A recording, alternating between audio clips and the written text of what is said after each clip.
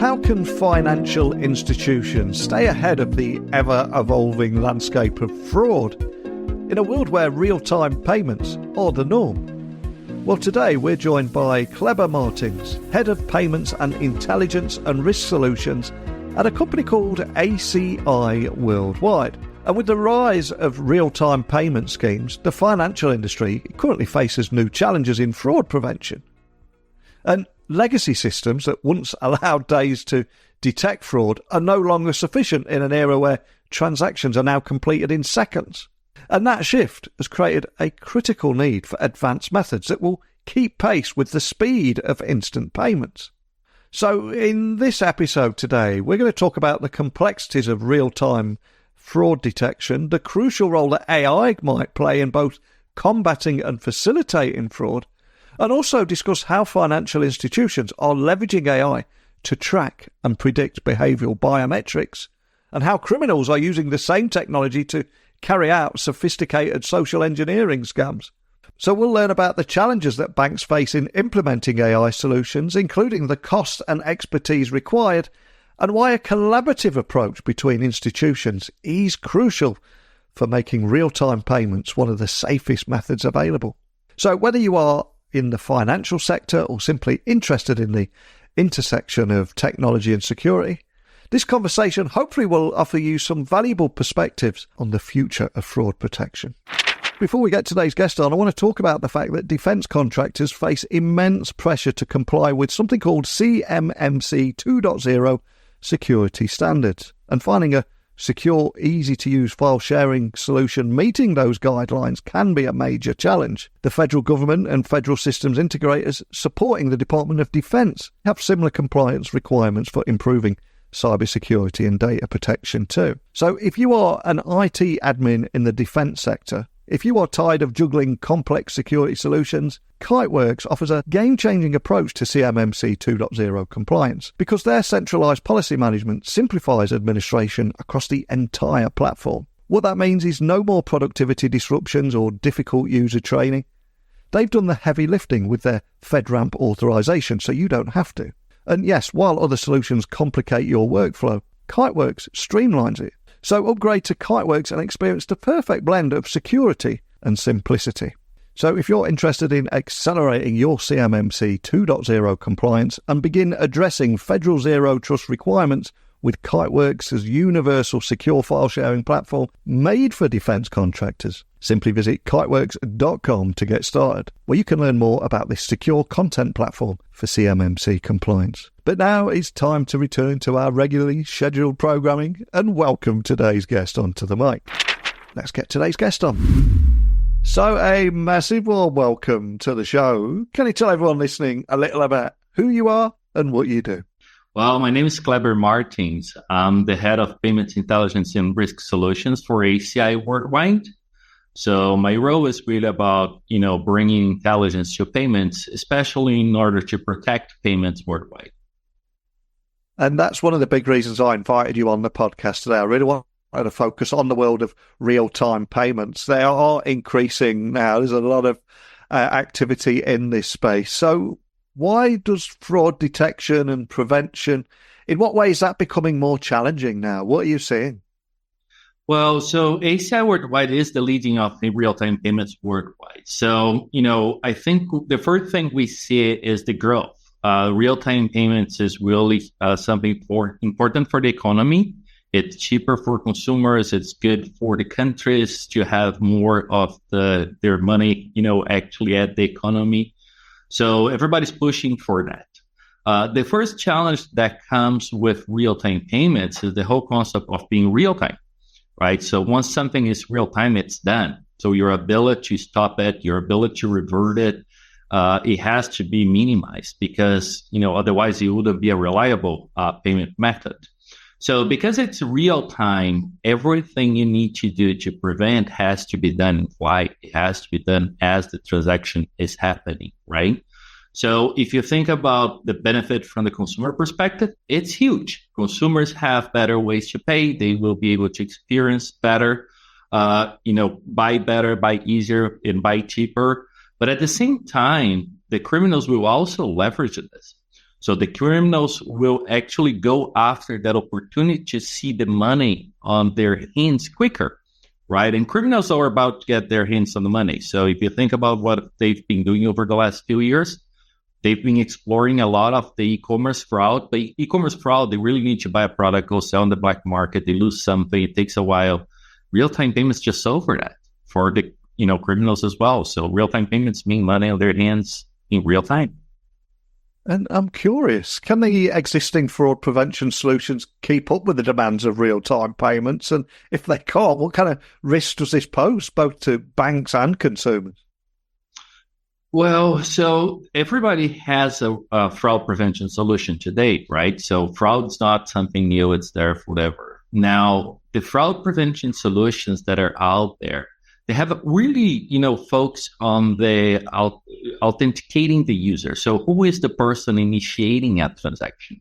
So there's a lot of capabilities out there that the financial institutions use to make sure that it is Cleber accessing Cleber's account, right? So account takeover can be avoided. There's a lot of tactics used in terms of the device that I'm using to access my account that's very effective. There's also, we see a lot of biometrics, right? Face recognition, to log in, second factor authentication. So all those tactics, they're actually good for fraud prevention. So getting someone to initiate a real-time payments on my account, someone else initiating the real-time payments, is still a challenge, right? Criminals still trying to get access to your account to do that. But what's really challenging at this point is that criminals are convincing people to initiate the transactions. So the consumer, the owner, account owner, is the one who actually initiates the transaction, believing they should be doing that transaction, right? And that's where social engineering comes. So we hear a lot about scams. We hear a lot of, authorized push payment fraud or APP fraud. And that's really about, the consumer being, the criminal using social engineer to get the consumer to initiate the transaction. Once the consumer initiates the transaction, think with me, they bypass all the controls that we're building there. So the biggest challenge really for banks and consumers is to deal with this new way criminals are approaching getting access to the funds, getting out access to the money. And that's really through, getting the consumer to initiate the transaction. When you think about the capabilities that we have in place today for account takeover, for validating the user identity, that technology is still, very effective also to understand behavior. We have artificial intelligence being used there to make sure, Cleber logs in from that computer, logs in at this time of the day. It's really his behavior. Now, the signals that you get from those capabilities, the AI signals, they need to be explored different, right? So the challenge for the financial institutions is how to leverage, even AI capabilities they have today and make it work better for, the new ways of criminal activity. On the other hand, the really important thing then becomes, where's that money going? Because, if the criminal has access to an account that's there just waiting for criminal money to come in and nobody's watching it, that will make their life even easier, right? So if you think about fraud up to, before real-time payments or before the scams and APP fraud, it was all about making sure the money doesn't get out. Now, those, the financial institutions got to also watch for the money coming in as one of the key challenges to mitigate that type of problem. From a consumer perspective, the risk is being victim of a scam, right? It really is. And as this is a tech podcast, it was only a matter of time before I mentioned the word AI or artificial intelligence. And the reason I've got to bring it up here is because fraudsters are increasingly using AI tools to exploit further vulnerabilities. So are there any emerging AI techniques that they're employing that you're seeing? Because there's someone right in the heart of this space. I suspect it's something you're watching very closely unfold.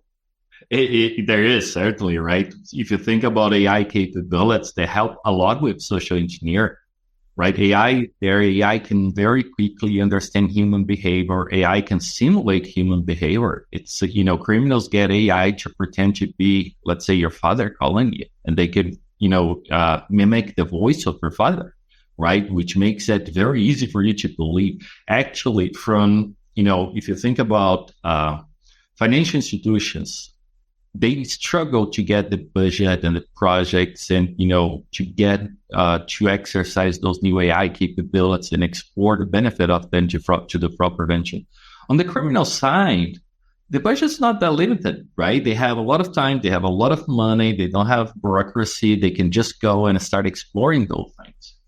And from a social engineering perspective, the tactics inside of social engineering, there's one thing called inherent trust, meaning that, if you hear a voice that you recognize your father's voice, right, asking you to send money, or son's voice asking you to send money, you inherit that trust, right? And social engineering is leveraging this. And this AI capability out there that criminals are using are really facilitating that path. They're creating that inherent trust so that, the consumers are believing they should be doing those things and they are legit while they're not. And a question I've got to ask here, because there's a lot of hype around AI. So if we look beyond that hype, is it really effective for financial institutions leveraging AI to track things like behavioural biometrics as an ultimate defence against some of these advanced fraud tactics that we're seeing? Well, it was more effective when the problem was really about logging into your account and not being you, right? Yeah. It's less effective now. To be fair, if you think about the whole scheme where the consumer initiates the transaction, you really need to cross boundaries. You need to leverage AI capabilities that are still not leveraged today. As an example, right, federated machine learning. This is an AI technique where the learning goes where the data is and it's distributed, meaning that, the bank that is initiating the transaction, the bank that's receiving the transaction, they should be learning together, right, as a federated capability, other than trying to learn individually only with the signals they have on their end. Right. So the technology has to evolve. It's natural. We've been, embracing new technology all the time. I think we're just in an accelerated path that, the latest on AI capabilities have to be embraced faster by the financial institutions. So in the context of real-time payments, what role do you see AI playing in enhancing real-time to a point where it's safer than other payment methods? What are you seeing here? Well, I got to tell you, real-time payments will be the safest payment method ever, right? And if you think about the real-time payments, the technology behind that, the rails where, those payments are flowing, they're super high-end technology compared to anything in the past. So they're capable of carrying much more data. And, by data, let's go further to AI and, start seeing this as signals, right? So what are signals? Signals are AI interpretations or intelligence that can flow with the transaction itself. So remember, I told you that the bank initiating the payment and the bank receiving the payment have to collaborate. Yeah. The real-time payments rails, they empower this. There's a technology called ISO 222, which is this new, technology behind those rails. And it's really data-centric. So those two banks can actually collaborate and exchange intelligence, AI language inside of the message itself without even relying on a regulator to go define what they need to do, right? So the rails are so strong from a data and intelligence perspective that at the moment that the financial institutions start embracing the concept that they work together against, this type of criminal activity, and they embrace that technology to deliver what, this new AI capabilities can deliver, the collaborative approach, they will definitely make real-time payments the safest payment method. And you mentioned signals there. So again, I'm curious, how can financial institutions use these anti-fraud signals, not just to prevent fraud though, but also develop and improve financial products and services? Is this possible too? Well, it's a great question. So a signal is actually an expression of intelligence correlation between a human intelligence, or a human has an intelligence, they know that something shouldn't happen this way or another way, right? There's human intelligence. There's the data intelligence. Data tells you, what's going well, what's going bad. And there's the AI intelligence, with the ability to actually correlate all those data points and history and everything. When you correlate those things together, you end up with an expression of an insight, right? Or a predictable intelligence, which you can actually just write it down as a signal. A signal becomes then an AI language that any machine learning anywhere can actually leverage to make more precise decisions. So when we think about fraud, a signal could be that, this is a new account, was just set up. I don't really trust the identity. It could be, a fake identity or a stolen identity. So it becomes a signal. And that signal then can definitely be used for fraud prevention, right? It just expressed there's something bad there. But if you go further, like, after fraud prevention, I still need to do anti-money laundering, right? I can leverage that signal, that information that this account was set up at something risky can actually help anti-money laundering controls to be more effective, right? You can also think about signals at the initiation end of the transaction. So when a consumer is under a scam and a criminal is convincing him to do a transaction, he will express an urge, right? So AI is capable of capturing that and convert that to signal. So the customer is feeling that urge. The customer is feeling, he's not confident on initiating those transactions. Those signals that you're using for fraud prevention can later be used as well, or can even earlier be used as well, to provide the consumer with a better experience. So a customer that is in an urge, they have a different need probably than a customer that is not, even when they're doing a good transaction, when it's really a legit transaction there, right? So that signal then becomes a library of intelligence that you're just collecting and leveraging this from an AI perspective to deliver better services. So the whole concept of converting the correlation of intelligence between human data and AI into signals goes way beyond fraud prevention. And, that's a good point. We mentioned earlier, right? The real-time payments will be the safest payments, but it will also be the way to provide consumers with the best experiences out there, because you can actually leverage this to really get to a point that we call hyper-personalization, right? You can really personalize for me individually, for you individually, what you need at the time you need at the best value for where you are in your life. And I suspect that you've got the ear of a lot of different businesses and business leaders and a lot of people in this space all around the world. And from all those conversations that you're having, what are the biggest challenges that banks are facing when integrating AI-driven solutions? And any tips or advice on how they can overcome those obstacles that you keep hearing about? Well, we mentioned one earlier, right? The costs and the whole challenge with budgets. You got budget. I think if you think about those projects, to implement AI, you really need to have the right skills in place. Okay, so today it is a complex technology. It's based on data, so you need to collect your data, put your data in somewhere, deal with data privacy, data residence constraints, right? So all of this has a lot of cost. And the way it's done today, cost in terms of energy as well, right? A lot of people involved with a lot of data moving. But, all that you're doing there is a project. So you start somewhere, you have an objective, and then you start dealing with all those challenges. The next challenge then becomes domain knowledge expertise, because, you're trying to achieve an objective, which could be fraud prevention, could be doing a better marketing campaign, right, using AI. And you're leveraging, history usually to predict what is the best outcome with AI, so AI can help you to maximize your results. I think the biggest challenge then becomes, how do you make it work for the present, not for the past, right? So if you think about you as a consumer, when you are, making your payments, you're expressing something that's happening in your life.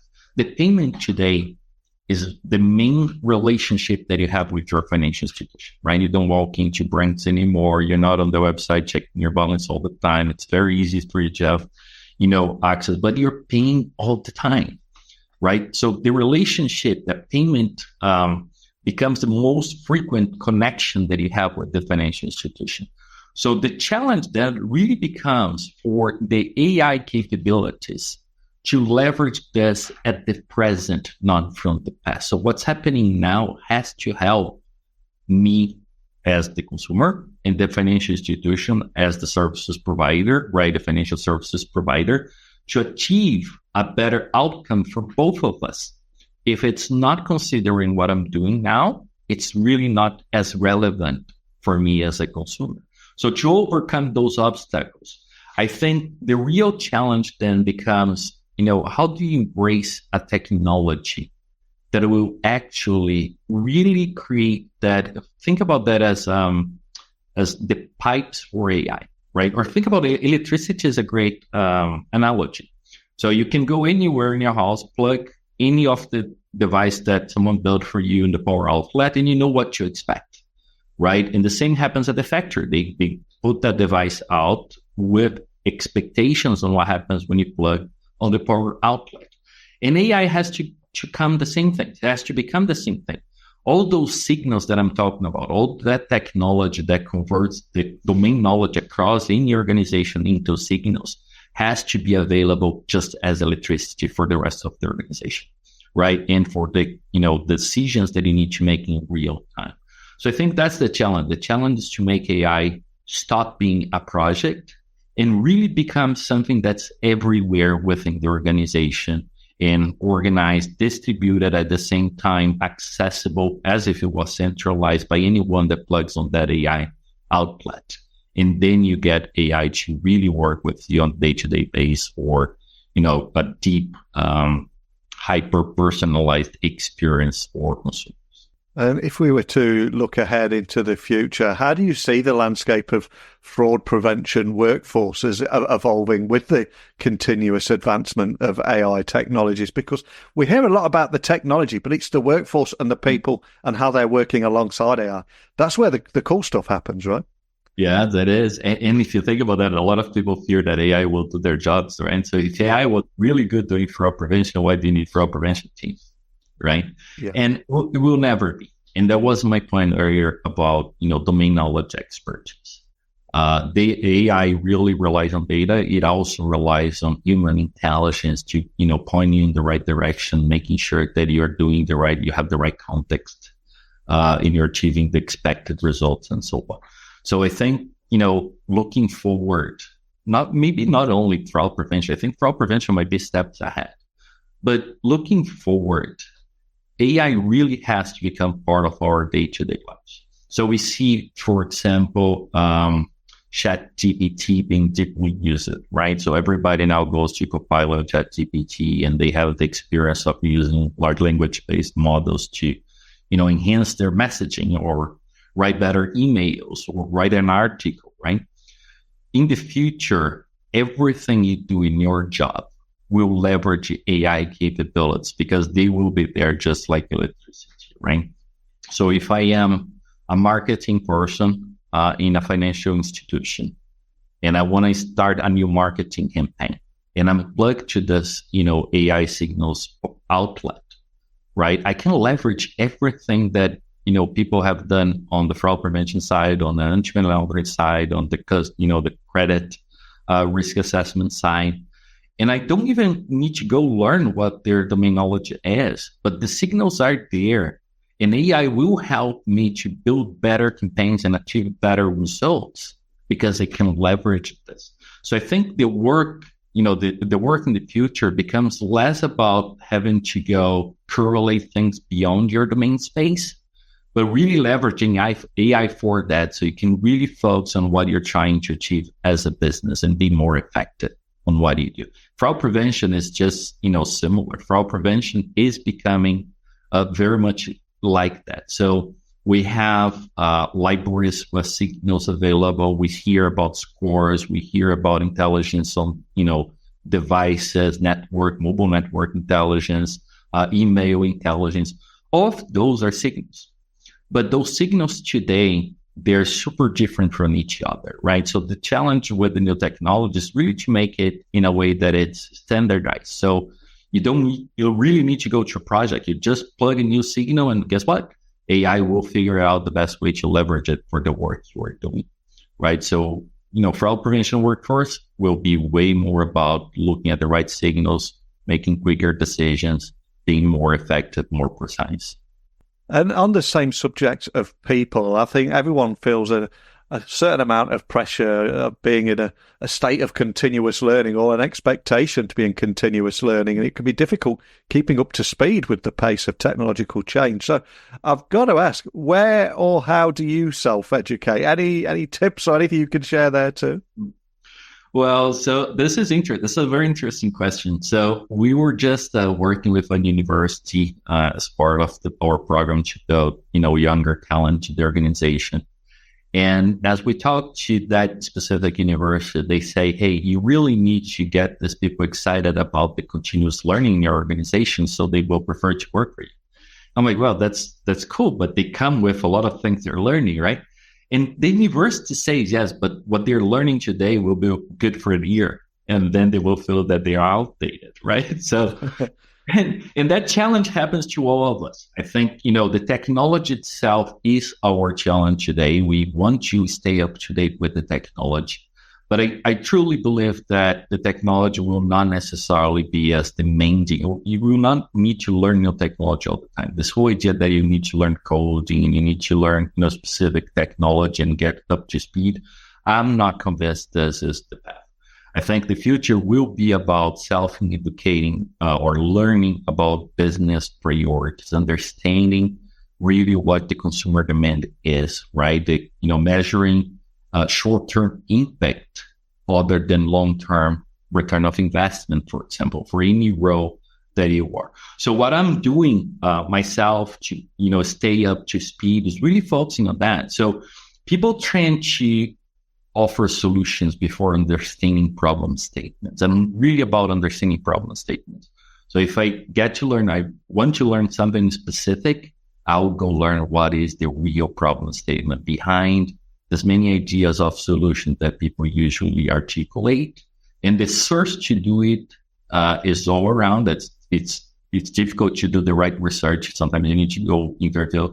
But I'm actually personally using Copilot a lot, right? And sometimes I'm driving and I'm speaking with Copilot about a specific topic and driving it to go do the right research and coming back with the answer. So I'm having interactive learning conversations with Copilot when I'm driving as a way to stay up to speed on what I'm trying to achieve from my career perspective.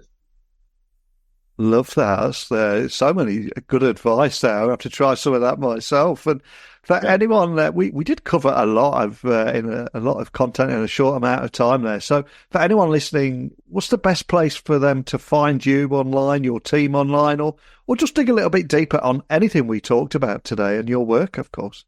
There's a lot of information we've been sharing with podcasts like this one or webinars that we run. Our website at aciworldwide.com is full of, great information about what we're doing. There's a lot of initiatives, industry-wide initiatives we're running with industry peers or, aggregators. ACI deals with a lot of central infrastructures. They're great to, promote this type of intelligence sharing. And we're really taking an open approach. We're really exposing why we want to achieve a world where collaboration is driving, the future for a better future, especially on real-time payments, how to get real-time payments really to be the safest, payment method ever. So our website is full of information. There's a lot out there when you are interested on the topic.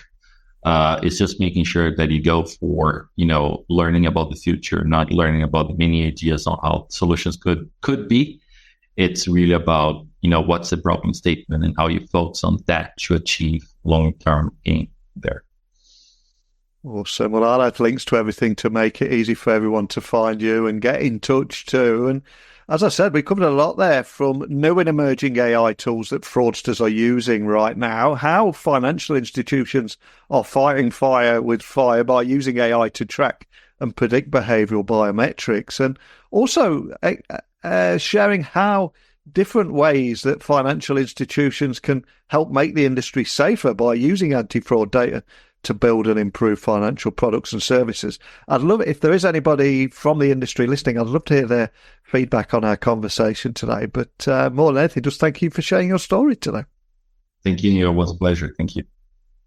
So, what steps can financial institutions take to fortify their defences against this new breed of fraud that is emerging in an age of real-time payments?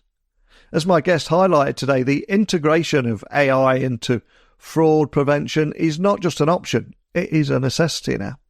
And while the instant nature of real-time payments introduces significant challenges, AI is providing powerful tools for monitoring transactions and predicting fraudulent behaviour. But as we've learned, criminals are adapting. They're using AI to enhance their own tactics too, which means this ongoing cat and mouse game to stay ahead is ongoing and intense. But reflecting on today's discussion, I think it's clear that the future of fraud protection will require a collaborative effort among financial institutions, leveraging AI to create a safer and more secure environment for all. So I'd love to hear your thoughts on this. Let me know. Email me, techblogwriter@outlook.com, Twitter, LinkedIn, Instagram, @NeilCHughes. But until our next episode, consider this. How will your institution harness AI not to only protect against fraud, but also turn these insights into a strategic advantage? That is your homework. I want you to go away and think about that. And I'll be back to discuss another topic tomorrow. So I will speak with you all then.